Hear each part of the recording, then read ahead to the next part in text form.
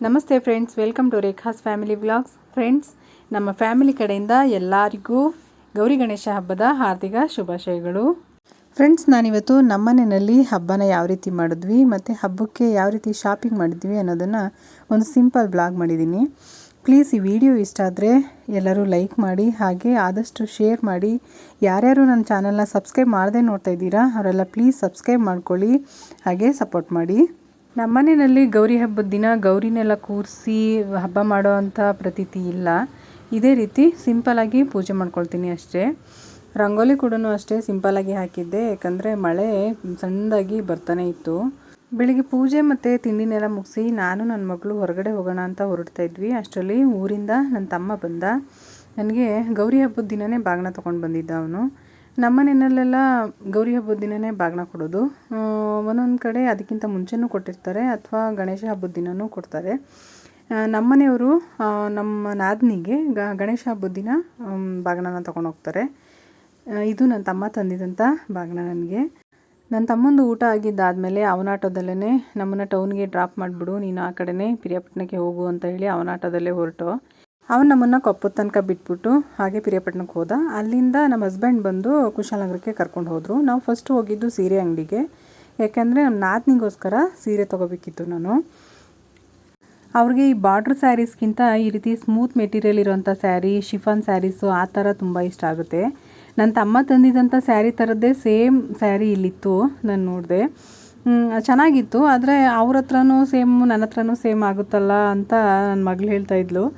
ಅದಕ್ಕೆ ಅದನ್ನ ಬಿಟ್ಟು ಬೇರೆದನ್ನ ತೊಗೊಂಡ್ವಿ. ಇಲ್ಲಿ ಕಾಣಿಸ್ತಾ ಇದೆಯಲ್ಲ, ಪೀಚ್ ಕಲರ್ ಸ್ಯಾರಿ ಮತ್ತು ಮೆರೂನ್ ಕಲರ್ ಬ್ಲೌಸು, ಆ ಸ್ಯಾರಿನ ನಾನು ತೊಗೊಂಡಿದ್ದು. ಸ್ಯಾರಿ ತೊಗೊಂಡಿದ್ದಾದಮೇಲೆ ಬಳೆ ತೊಗೊಳಕ್ಕೆ ಅಂತ ಫ್ಯಾನ್ಸಿ ಸ್ಟೋರ್ಗೆ ಹೋದ್ವಿ. ಅಲ್ಲಿ ನಾನು ಬಳೆಗಳನ್ನ ನೋಡ್ತಾಯಿದ್ದೆ. ನನ್ನ ಮಗಳು ಅವಳ ಫ್ರೆಂಡ್ದು ಬರ್ಡೇ ಇತ್ತು, ಕ್ಲೋಸ್ ಫ್ರೆಂಡ್ದು. ಅವಳಿಗೆ ಒಂದು ಚಿಕ್ಕ ಗಿಫ್ಟ್ ಕೊಡಬೇಕು ಮಮ್ಮಿ ಅಂತ ಹೇಳ್ಕೊಂಡು ಗಿಫ್ಟನ್ನ ಹುಡುಕ್ತಾ ಇದ್ಲು. ಅಲ್ಲಿ ಅವಳಿಗೆ ಗಿಫ್ಟ್ಸು ಸಿಗಲಿಲ್ಲ ಸರಿಯಾಗಿ. ನಾನು ಬಳೆಗಳು ಎಷ್ಟು ಬೇಕೋ ಅಷ್ಟನ್ನು ತೊಗೊಂಡೆ. ಅವಳು ಫ್ರೆಂಡ್ಶಿಪ್ ರಿಲೇಟೆಡು ಗಿಫ್ಟನ್ನ ಹುಡುಕ್ತಾ ಇದ್ಲು. ಅಲ್ಲಿ ನೋಡಿದ್ರೆ ಬರೀ ದೇವ್ರ ವಿಗ್ರಹಗಳು ಆ ಥರದ್ದೇ ಗಿಫ್ಟ್ಸು ಇತ್ತು ಅಲ್ಲಿ.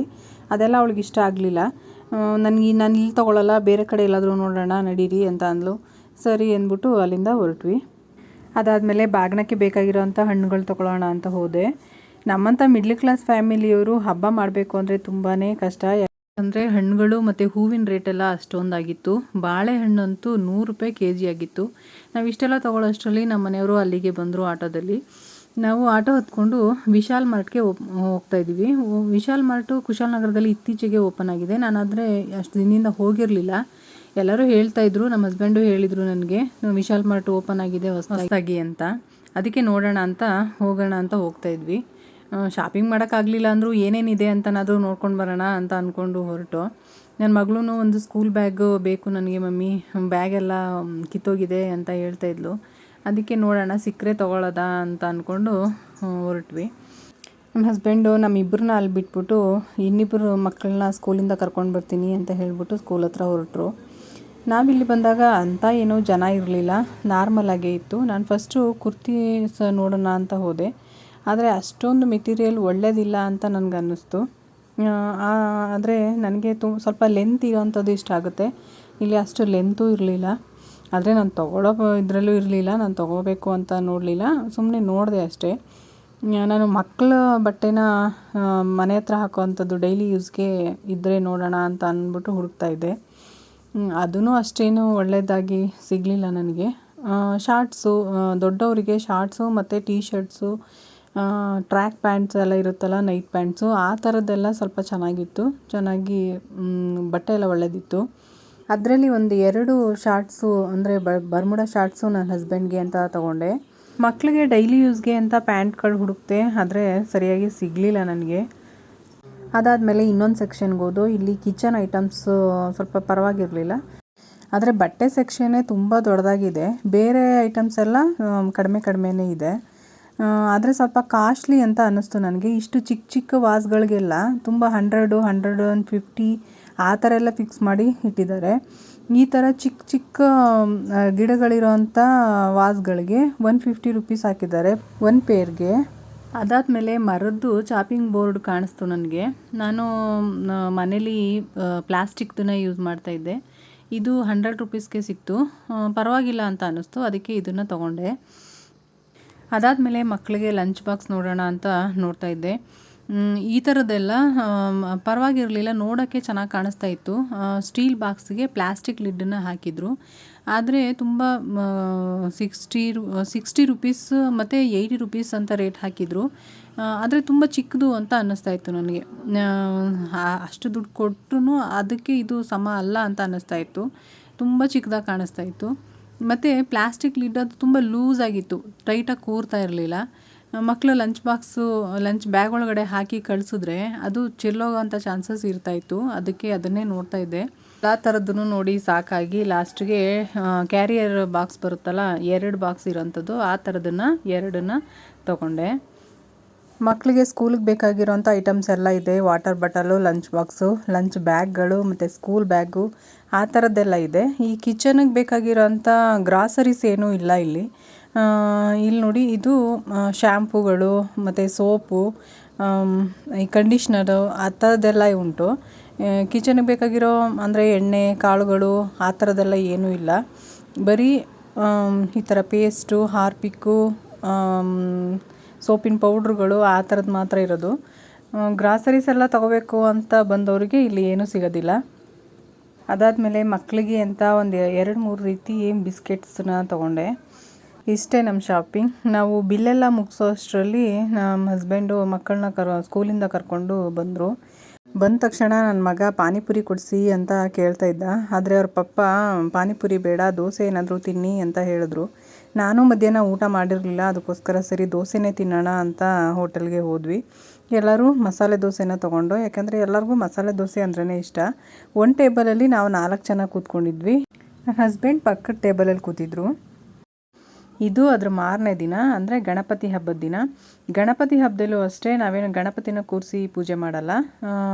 ಊರಲ್ಲಿ ಗಣಪತಿನ ಕೂರಿಸಿರ್ತಾರೆ, ಮನೆಗಳಲ್ಲಿ ಇಲ್ಲಿ ಯಾರೂ ಗಣಪತಿನ ಕೂರಿಸಲ್ಲ.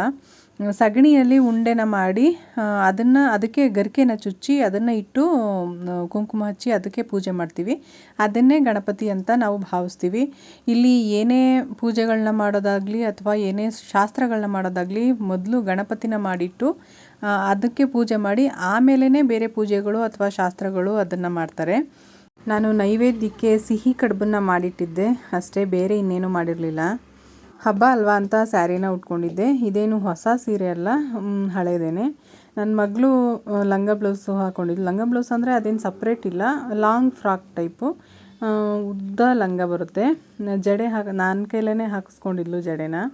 ಅದಾದಮೇಲೆ ಮಧ್ಯಾಹ್ನ ಅಡುಗೆಗೆ ಅಂತ ರೆಡಿ ಮಾಡ್ತಾಯಿದ್ದೆ. ಮಧ್ಯಾಹ್ನ ಅಡುಗೆಗೆ ನಾನು ಪಾಲಕ್ ಪಲಾವ್ ಮತ್ತು ವಡೆ, ಸ್ವಲ್ಪ ಪಾಯಸನ ಮಾಡಿದ್ದೆ. ಮಧ್ಯಾಹ್ನ ಎಲ್ಲರೂ ಊಟ ಮಾಡಿದ್ವಿ. ಆದರೆ ನನ್ನ ಹಸ್ಬೆಂಡ್ ಮಾತ್ರ ಮನೇಲಿರಲಿಲ್ಲ, ಅವ್ರು ಹೊರಗಡೆ ಹೋಗಿದ್ದರು. ಅದಾದಮೇಲೆ ಸಂಜೆ ಬಂದು ನಮ್ಮನ್ನು ದೇವಸ್ಥಾನಕ್ಕೆ ಅಂತ ಕರ್ಕೊಂಡು ಹೋದರು. ಎಲ್ಲರೂ ಸಂಜೆ ದೇವಸ್ಥಾನಕ್ಕೆ ಹೋದ್ವಿ. ಆದರೆ ಅಲ್ಲಿ ವಿಡಿಯೋ ಮಾಡಬೇಡಿ ಅಂತ ಹೇಳಿದ್ರು. ಅದರಿಂದ ದೇವ್ರನ್ನ ವಿಡಿಯೋ ಮಾಡಲಿಕ್ಕೆ ಆಗಲಿಲ್ಲ. ನಾವು ವಿಡಿಯೋ ಮಾಡ್ಕೊಂಡ ತಕ್ಷಣವೇ ಆಫ್ ಮಾಡಿ ಅಂತ ಹೇಳಿಬಿಟ್ರು, ಅದಕ್ಕೋಸ್ಕರ ಆಫ್ ಮಾಡಿದ್ವಿ. ತುಂಬ ಚೆನ್ನಾಗಿ ಅಲಂಕಾರ ಮಾಡಿದರು ಗಣಪತಿಗೆ. ಇದು ಕುಶಾಲನಗರದಲ್ಲಿರೋ ಫೇಮಸ್ ಆಗಿರೋ ಗಣಪತಿ ದೇವಸ್ಥಾನ, ಮಧ್ಯ ಸರ್ಕಲ್ನಲ್ಲೇ ಇದೆ. ನಾವು ಹೆಚ್ಚಾಗಿ ಈ ದೇವಸ್ಥಾನಕ್ಕೆ ಹೋಗ್ತಾ ಇರ್ತೀವಿ. ಈ ಪೂಜೆ ಎಲ್ಲ ಆಗಿ ನಾವು ಹೊರಗಡೆ ಹೋಗೋಷ್ಟರಲ್ಲಿ 1-2 ಕಡೆ ಗಣಪತಿ ಬಿಡೋದಕ್ಕೆ ಅಂತ ಬಂದರು. ಇಲ್ಲಿ ನೋಡಿ, ತುಂಬ ಸೌಂಡ್ ಇತ್ತು, ತುಂಬ ಜನ ಇದ್ದರು. ತುಂಬ ಟೈಮ್ ಆಚೆನೂ ಹೋಗೋಕ್ಕಾಗಲಿಲ್ಲ, ಈಚೆನೂ ಹೋಗೋಕ್ಕಾಗಲಿಲ್ಲ. ಅಲ್ಲೇ ಜಾಮ್ ಆಗೋಯ್ತು ಎಲ್ಲ ವೆಹಿಕಲ್ಸ್ ಎಲ್ಲ. ಅಲ್ಲೇ ನಿಂತಿದ್ವಿ ನಾವು ತುಂಬ ಹೊತ್ತು. ಎಲ್ಲರೂ ಅಲ್ಲೇ ಡ್ಯಾನ್ಸ್ ಮಾಡೋಕ್ಕೆ ಅಂತ ಸ್ಟಾರ್ಟ್ ಮಾಡಿದ್ರು. ನನ್ನ ಮಗನೂ ಅಷ್ಟೇ, ಮಮ್ಮಿ ಡ್ಯಾನ್ಸ್ ಮಾಡ್ತೀನಿ ಅಂತ ಹೇಳ್ತಾ ಇದ್ದ. ತುಂಬ ಜನ ಇದ್ದಿದ್ದರಿಂದ ನಾನು ಬಿಡಲಿಲ್ಲ. ಯಾರಾದರೂ ತುಳಿದ್ಬಿಟ್ರೆ ಅಂತ ಹೆದ್ರುಕೊಂಡು ನಾನು ಬಿಡಲಿಲ್ಲ ಅವನನ್ನು, ನಾನೇ ಹಿಡ್ಕೊಂಡಿದ್ದೆ. ಆದರೂ ನನ್ನ ಪಕ್ಕನೇ ನಿಂತ್ಕೊಂಡು ಡ್ಯಾನ್ಸ್ ಮಾಡ್ತಾಯಿದ್ದ. ಈ ಮಕ್ಕಳೆಲ್ಲ, ನನ್ನ ಮಗಳು ಮತ್ತು ಅವಳಿಬ್ಬರು ಫ್ರೆಂಡ್ಸ್ ಇದ್ದರು, ಅವರೆಲ್ಲ ಗಣಪತಿ ಮುಂದೆ ನಿಂತ್ಕೊಂಡು ಫೋಟೋ ತೊಗೊಂಡ್ರು. ಅದಾದಮೇಲೆ ನಾನು ಮತ್ತು ನನ್ನ ಮಗ ಇಬ್ಬರೂ ಫೋಟೋ ತೊಗೊಂಡ್ವಿ. ರೋಡೆಲ್ಲ ಕ್ಲಿಯರ್ ಆಗೋ ತನಕ ದೇವಸ್ಥಾನದ ಮುಂದೆನೇ ಕೂತಿದ್ದು. ಅದಾದಮೇಲೆ ಮನೆಗೆ ಬಂದು ನಮ್ಮ ಸಿಂಪಲ್ ಆದ ಗೌರಿ ಗಣೇಶ ಹಬ್ಬ ಈ ರೀತಿ ಇತ್ತು. ಈ ವಿಡಿಯೋ ನಿಮಗೆಲ್ಲ ಇಷ್ಟ ಆಗಿದರೆ ಪ್ಲೀಸ್ ಒಂದು ಲೈಕ್ ಕೊಡಿ, ನಿಮ್ಮ ಫ್ರೆಂಡ್ಸ್ ಮತ್ತು ಫ್ಯಾಮಿಲಿ ಜೊತೆ ಶೇರ್ ಮಾಡಿ. ಹಾಗೆ ಮುಖ್ಯವಾಗಿ ನನ್ನ ಚಾನಲ್ನ ಸಬ್ಸ್ಕ್ರೈಬ್ ಮಾಡೋದನ್ನು ಮರಿಬೇಡಿ. Thank you for watching.